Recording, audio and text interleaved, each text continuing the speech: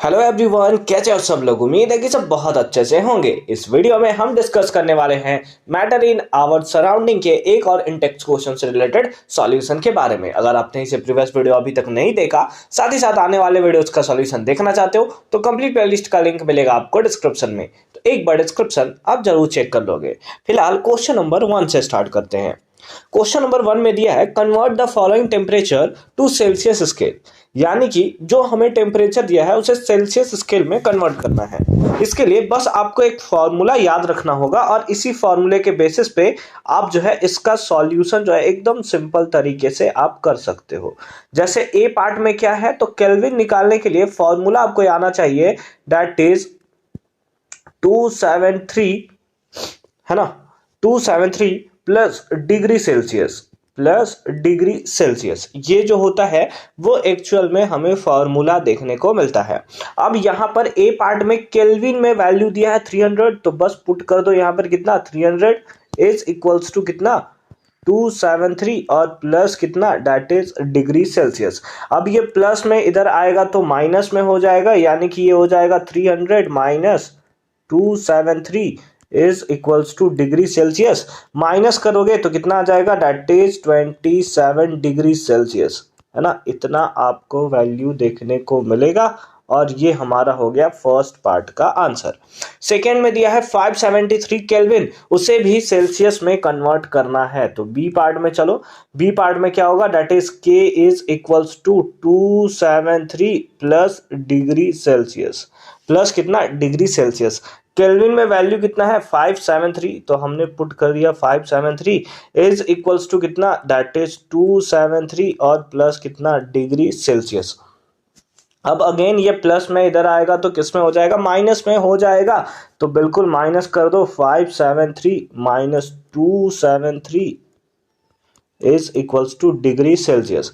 Minus कर दोगे तो कितना आ जाएगा, दैट इज 300 डिग्री सेल्सियस। ये जो है वो आपको वैल्यू देखने को मिलेगा और ये हो गया हमारा राइट आंसर। तो बस आपके लिए क्या इंपॉर्टेंट है, आपके लिए इंपॉर्टेंट है ये फॉर्मूला जो हमने यहाँ पर लिख रखा है। इस फॉर्मूले को अगर आप याद रखते हो ना तो सारा का सारा कॉन्सेप्ट जो है आपका क्लियर हो जाएगा। एक्सरसाइज में भी इससे रिलेटेड क्वेश्चंस हैं, उसको भी सॉल्व करेंगे, बट फिलहाल के लिए ये आपको याद रखना बहुत ही ज्यादा इंपॉर्टेंट है।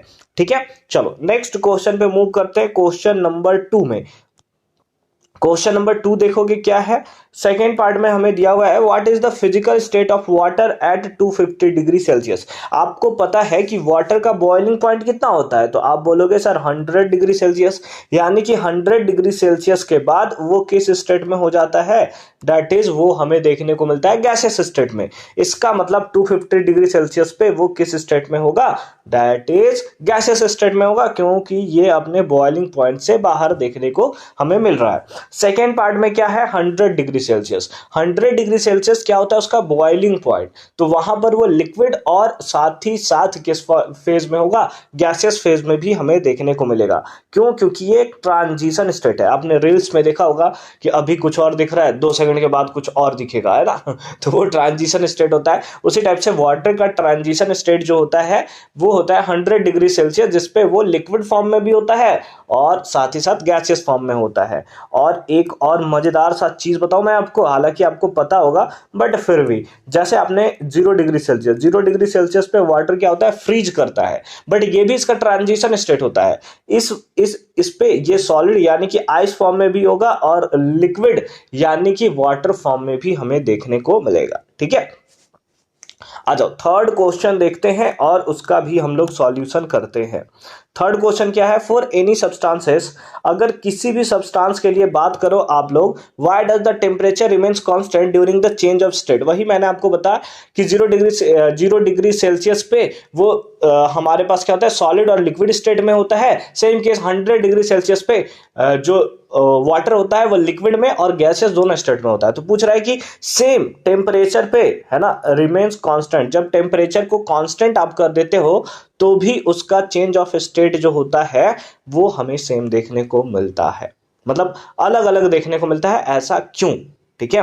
तो देखो रीजन हम लोग यहां पर क्या लिख लेंगे कि अगर किसी भी लेट अस सपोज हमारे पास ये आइस है, ठीक है, ये आइस है, इसको अगर आप हीट प्रोवाइड करते हो ना तो ये हीट जो है वो सारा का सारा एब्जॉर्ब कर लेता है अपने अंदर के मॉलिक्यूल्स के बीच में प्रेजेंट बॉन्ड्स को ब्रेक करने के लिए, जिसको हम लोग लेटेंट हीट के नाम से जानते थे। बस वही चीज यहां पर है।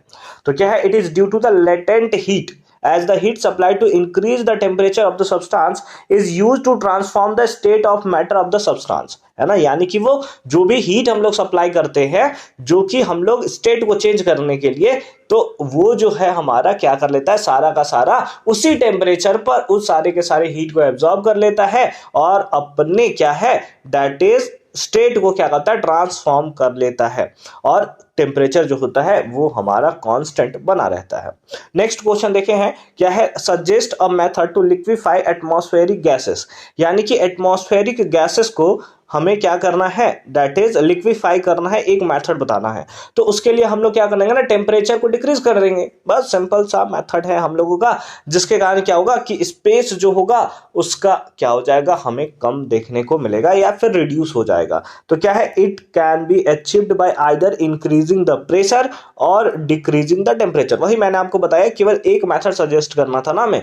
तो हम लोग टेम्परेचर को डिक्रीज कर देंगे, टेम्परेचर जैसे जैसे बढ़ाओगे वैसे वैसे क्या होगा, वो गैसियस स्टेट में बना रहेगा। लेकिन जैसे जैसे टेम्परेचर डिक्रीज करो यानी फ्रीज कर रहे हो तो गैसियस से किस में आ जाएगा, वो लिक्विड फॉर्म में चला जाएगा। सेम केस में आपको क्या करना पड़ेगा, प्रेशर को इंक्रीज करना पड़ेगा, which ultimately leads to the reduction of space between the molecules. वो क्या है कि स्पेस जो है वो धीरे धीरे कम होने लगेगा और लिक्विड स्टेट से छोड़ते हुए गैसेस स्टेट को छोड़ते हुए वो लिक्विड स्टेट में पहुंच जाएगा। और इस प्रोसेस को क्या बोलते हैं, दैट इज कंडेंसेशन। हालांकि यहाँ पे हमें मेंशन नहीं है, बट गैसेस से लिक्विड स्टेट में आना, इसको हम लोग क्या बोलते हैं, that is condensation. Then I hope कि ये सारा का सारा कॉन्सेप्ट आपको अच्छे तरीके से समझ में आया होगा कि कैसे हमने इसका सॉल्यूशन जो है एकदम खतरनाक तरीके से किया है। तो मिलते हैं आपसे अगली वीडियो में एक और नए इंटेक्स क्वेश्चंस के सॉल्यूशन के साथ। बहुत जल्द एक्सरसाइज के भी वीडियोस आने वाले हैं, तो उसका भी लिंक मिलेगा आपको डिस्क्रिप्शन में। एक बार डिस्क्रिप्शन आप जरूर चेक कर लोगे, मजे आ जाएंगे आपको। साथ ही साथ हर एक साइंस चैप्टर के हर एक क्वेश्चन से रिलेटेड वीडियो जो है बहुत जल्द अपलोड कर दी जाएगी। तो बने रहो हमारे साथ, चैनल को सब्सक्राइब नहीं किया तो करके रख लियो। मिलते हैं आपसे अगली वीडियो में।